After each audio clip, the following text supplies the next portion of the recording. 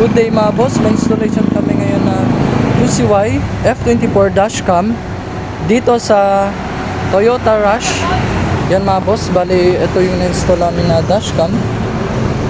Yan, UCY F24 4K Ultra HD siya mga boss, 9.66 inches mga boss, full screen na siya. Yan, 4K Ultra sa harap mga boss, and then 1080p sa likod.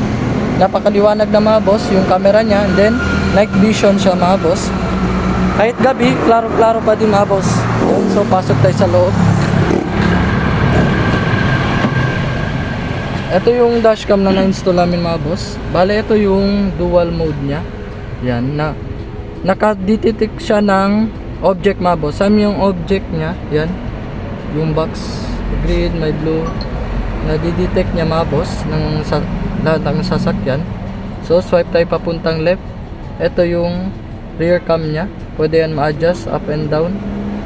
Yan, swipe lang. Then balik tayo. Ito yung front cam niya mga boss. Pwede din to ma-adjust up and down. Then dito yung brightness niya.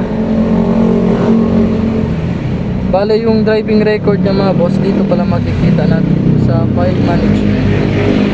Yan, ito yung video front.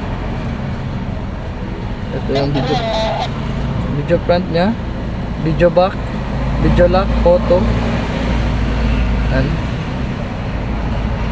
Nakaset na lahat mga boss sa settings.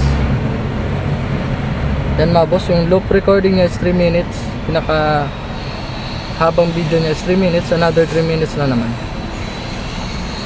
So yun lang mga boss, visit our shop dito lang sa Anderson Accessories, Governor Ramos Street, Santa Maria. Yan, malapit lang po sa Sir Kyle Satyas.